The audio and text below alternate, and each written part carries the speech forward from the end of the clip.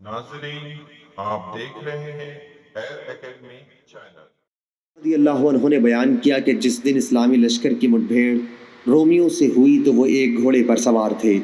سالار فوج حضرت ابوبکر رضی اللہ عنہ کی طرف سے خالد بن ولید تھے۔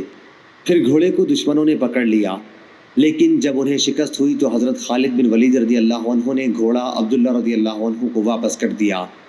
معلوم ہوا کہ کسی مسلمان کا کوئی مال کسی دشمن حربی کافر کے حوالے پڑ جائے تو فتح اسلام کے بعد وہ مال اس کے اصلی مالک مسلمان ہی کو ملے گا، وہ اموال غنیمت میں داخل نہ کیا جائے گا۔ صحیح بخاری حدیث نمبر 3069۔ سعید بن مینا نے خبر دی، کہا کہ میں نے جابر بن عبداللہ رضی اللہ عنہ سے سنا، آپ نے بیان کیا کہ میں نے جنگ خندق میں حضرت صلی اللہ علیہ وسلم کو بھوکا پا کر چپکے سے عرض کیا، یا رسول اللہ، ہم نے ایک چھوٹا سا بکری کا بچہ ذبح کیا ہے اور ایک ساتھ جو کا آٹا پکوایا ہے، اس لیے آپ 2-4 آدمیوں کو ساتھ لے کر تشریف لائیں۔ لیکن حضرت صلی اللہ علیہ وسلم نے بآواز بلند فرمایا، اے خندق کھودنے والو، جابر نے دعوت کا کھانا تیار کر لیا ہے، آؤ چلو جلدی چلو۔ صحیح بخاری حدیث نمبر 3070۔ خالد بنت خالد بن سعید رضی اللہ عنہ نے بیان کیا کہ میں رسول اللہ صلی اللہ علیہ وسلم کی خدمت میں اپنے والد کے ساتھ حاضر ہوئی۔ میں اس وقت ایک زرد رنگ کی قمیص پہنے ہوئی تھی۔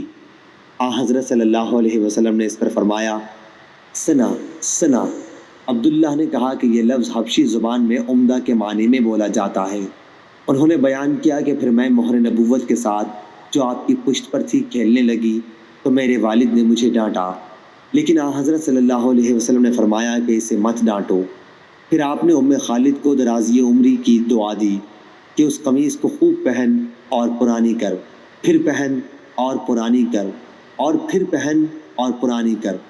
عبداللہ نے کہا کہ چنانچہ یہ قمیص اتنے دنوں تک باقی رہی کہ زبانوں پر اس کا چرچا آ گیا۔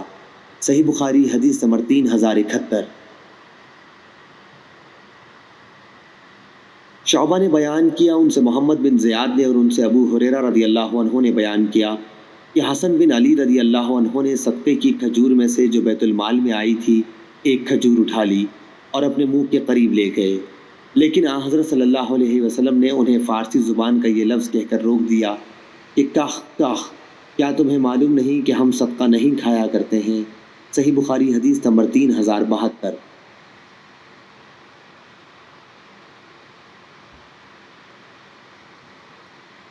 ابو ذرا نے بیان کیا، کہا کہ مجھ سے ابو ہریرہ رضی اللہ عنہ نے بیان کیا کہ نبی کریم صلی اللہ علیہ وسلم نے ہمیں خطاب فرمایا اور غلول خیانت کا ذکر فرمایا، اس جرم کی ہولناکی کو واضح کرتے ہوئے فرمایا کہ میں تم میں سے کسی کو بھی قیامت کے دن اس حالت میں نہ پاؤں کہ اس کی گردن پر بکری لدی ہوئی ہو اور وہ چلا رہی ہو، یا اس کی گردن پر گھوڑا لدا ہوا ہو اور وہ چلا رہا ہو، اور وہ شخص مجھ سے کہے کہ یا رسول اللہ میری مدد فرمائیے، لیکن میں یہ جواب دے دوں کہ میں تمہاری کوئی مدد نہیں کر سکتا، میں تو خدا کا پیغام تم تک پہنچا چکا تھا، اور اس کی گردن پر اونٹ لدا ہوا ہو اور چلا رہا ہو، اور وہ شخص کہے کہ یا رسول اللہ میری مدد فرمائیے، لیکن میں یہ جواب دے دوں کہ میں تمہاری کوئی مدد نہیں کر سکتا، میں تو خدا کا پیغام تمہیں پہنچا چکا تھا، یا وہ اس حال میں آئے کہ وہ اپنی گردن پر سونا چاندی اسباب لادے ہوئے ہو اور مجھ سے کہے یا رسول اللہ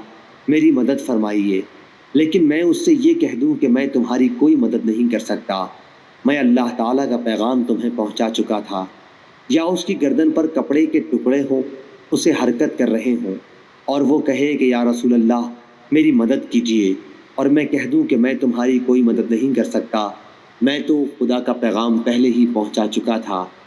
اور ایوب سختیانی نے بھی ابو حیان سے روایت کیا ہے، گھوڑا لادے دیکھوں جو ہنہنا رہا ہو۔ صحیح بخاری حدیث نمبر 3073۔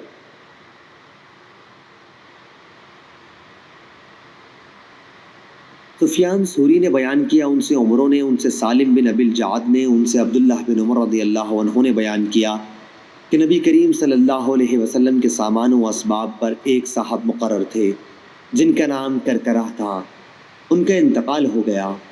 حضرت صلی اللہ علیہ وسلم نے فرمایا کہ وہ تو جہنم میں گیا۔